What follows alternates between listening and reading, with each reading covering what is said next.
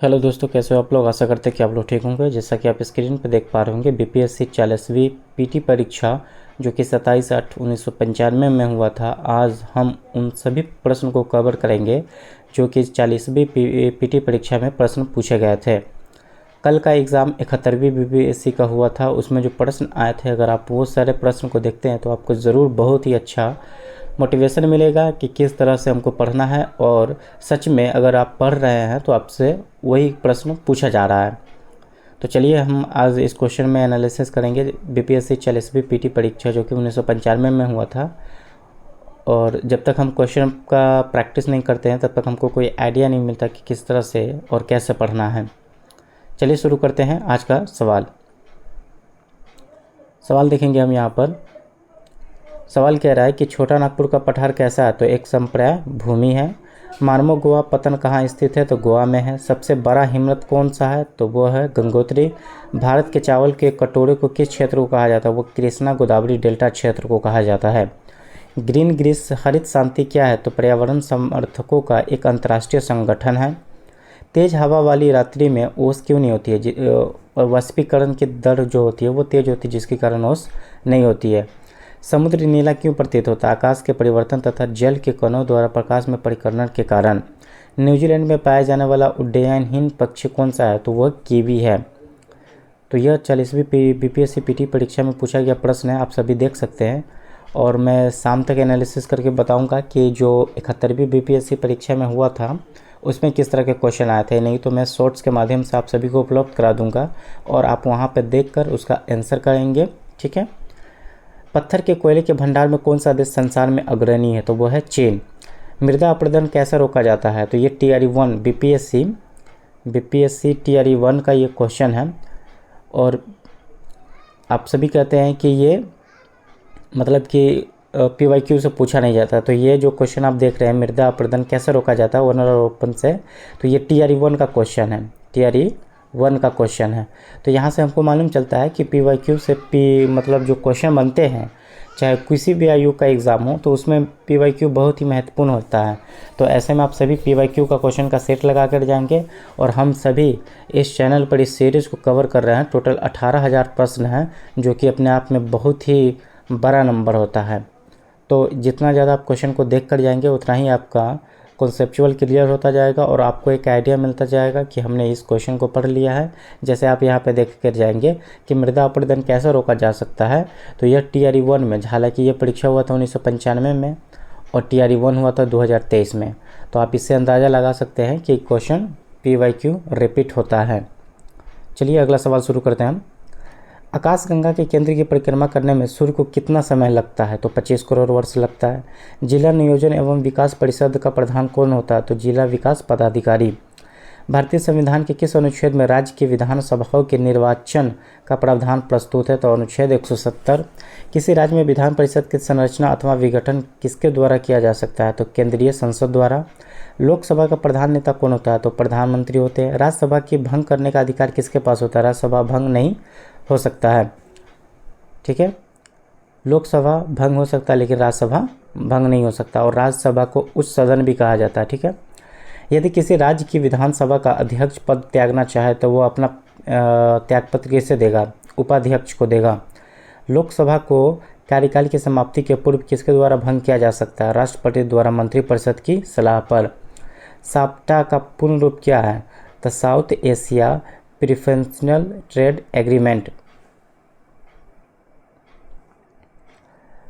भारतीय अर्थव्यवस्था में संयुक्त क्षेत्र का क्या अभिप्राय है, किसी उद्यम में सरकारी एवं निजी क्षेत्र दोनों का सम्मिलित स्वामित्व। बहुउद्देशीय नदी घाटी परियोजना आधुनिक भारत के मंदिर किसने कहा था, तो वो जवाहरलाल नेहरू ने। TRE3 का क्वेश्चन इससे मिलता जुलता है। हालांकि यह क्वेश्चन सभी जो PYQ होते हैं वो किसी न किसी एग्ज़ाम में ज़रूर पूछे जाते हैं। अब हम देखते हैं, भारत में राष्ट्रीय आय का आकलन किसके द्वारा होता है, केंद्रीय सांख्यिकी संगठन द्वारा। भारत में राज्य सरकार के लिए आय का सबसे महत्वपूर्ण स्रोत क्या है, तो बिक्री दर है। स्वतंत्रता प्राप्ति के बाद भारत में सर्वाधिक किस उत्पादन में प्रगति हुई, तो गेहूं के उत्पादन में। पंचवर्षीय योजनाओं के मसौदे में अंतिम रूप में स्वीकृति प्रदान करता है राष्ट्रीय विकास परिषद। यह आपका पूछा था UP PSSC एग्ज़ाम जो कि 2025 में 6 या 7 सितंबर वाले शिफ्ट में यह क्वेश्चन पूछा गया था। योजना आयोग का गठन कब हुआ था? सन 1950 में। वहीं नीति आयोग का गठन होता है 2015 में। बिजली की खपत का बिल किसके मापने पर आधारित होता है? तो वाट पे। कौन वैकल्पिक ऊर्जा का सबसे बड़ा भंडारण है? तो सौर ऊर्जा है। जल की अस्थायी कठोरता का कारण क्या है? कैल्शियम तथा मैग्नीशियम क्लोराइड और सल्फेट। हास्य गैस क्या है? Nitrous oxide.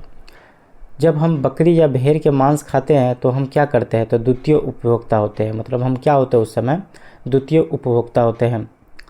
डॉल्फिन किस क्षेत्र में वर्गीकृत किए जाते हैं? तो वो स्तनी क्षेत्र में आते हैं। अपमार्जक क्या है? शोधन अभिकर्ता है। आर्कियोप्टेरस क्या है? तो जुरासिक युग का सर्वपुरातन पक्षी है। जीवन चक्र की दृष्टि से पौधे का सबसे बड़ा अंग कौन सा है? महत्वपूर्ण यानी अंग कौन सा है? तो वो पुष्प हो गया यानी फूल हो गया। किस वनस्पति खाद्य में अधिकतम प्रोटीन होता है? तो वो सोयाबीन में होता है। सबसे लंबा जीवित वृक्ष कौन हो गया? सिकोया हो गया। एस्पिरिन क्या है? तो एंटीपायरेटिक है। बिहार कांग्रेस सोशलिस्ट पार्टी का गठन कब हुआ था? 1934 में। बिहार सोशलिस्ट कांग्रेस पार्टी का गठन कब हुआ था? 1934 में। 1830 के दशक में पटना नगर किस विद्रोह का केंद्र था? 1830 में। तो यह था वहाबी आंदोलन का। किस क्षेत्र में 1855-56 में संथालों ने अपनी सरकार की घोषणा कर दी थी? भागलपुर राजमहल। बिहार में पहली चीनी मिल कहाँ स्थापित हुई थी? मढ़ौरा में। भारतीय समुद्र शस्त्र ने अरब सागर तल में मुंबई के दक्षिण पश्चिम में लगभग 455 किलोमीटर दूर एक नए 1505 मीटर ऊंचे कौन सा पर्वत की खोज की है? तो रमन सागर पर्वत। किसने यूरोपीय समुदाय के लिए सकल मुद्रा को प्रस्ताव का सबसे सशक्त विरोध किया? तो इंग्लैंड ने। जम्मू एवं कश्मीर प्रशासन द्वारा पुस्तक प्रतिबंध लगाए गए हैं। तहरीके मुजाहिदीन। तो यह सभी क्वेश्चन बीपीएससी 40वीं पीटी परीक्षा में पूछे गए हैं। आप यहाँ से अपना प्रैक्टिस सेट लगाकर अपना जो PYQ होते हैं उसे अच्छा से मजबूत और कर सकते हैं। नासक क्या है? भारत द्वारा बनाई गई प्रक्षेपास्त्र नौका है। विवादग्रस्त एनरॉन परियोजना कहाँ स्थित है? तो दाभोल में है। मुहाजिर कौम आंदोलन क्या है? पाकिस्तान में बसे उप्रवासी मुसलमानों का एक राजनीतिक दल है। चीनी यात्री इत्सिंग ने बिहार का भ्रमण कब किया था? 670 ईसा में। वहीं हम बात करते हैं नगरों का क्रमिक पतन किस काल में एक महत्वपूर्ण विशेषता थी? तो गुप्त काल में नगरों का पतन होने लगा। वहीं हम बात करते हैं कि कौन सबसे पूर्वकालिक जैन ग्रंथ कहलाता है? तो 14 पूर्व। बराबर की गुफाओं का उपभोग किसके आश्रम गृह के रूप में किया गया था? तो आजीविकों के ने। धर्मशास्त्र में भू राजस्व की दर क्या है? 1/6।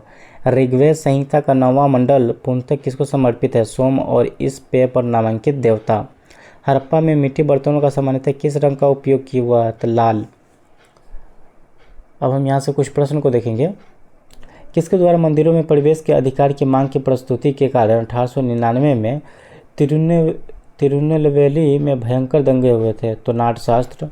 महाराष्ट्र के किस समाज सुधारक को लोकहितवादी कहा जाता है? तो गोपाल हली देशमुख। रेगुलेटिंग एक्ट के प्रावधानों के अंतर्गत बिहार के लिए एक प्रांतीय सभा की स्थापना कब हुई थी? 1774 में। बिरसा मुंडा के गुरु कौन थे? Anand Pandey. All India State People's Conference का गठन कब हुआ था? 1927 में। कम्युनिस्ट इंटरनेशनल का सदस्य बनने वाला सबसे पहला भारतीय कौन सा था? तो एमएन रॉय। खुदाई खिदमतकार संगठन की स्थापना किसने की थी? खान अब्दुल्ला गफ्फार ने।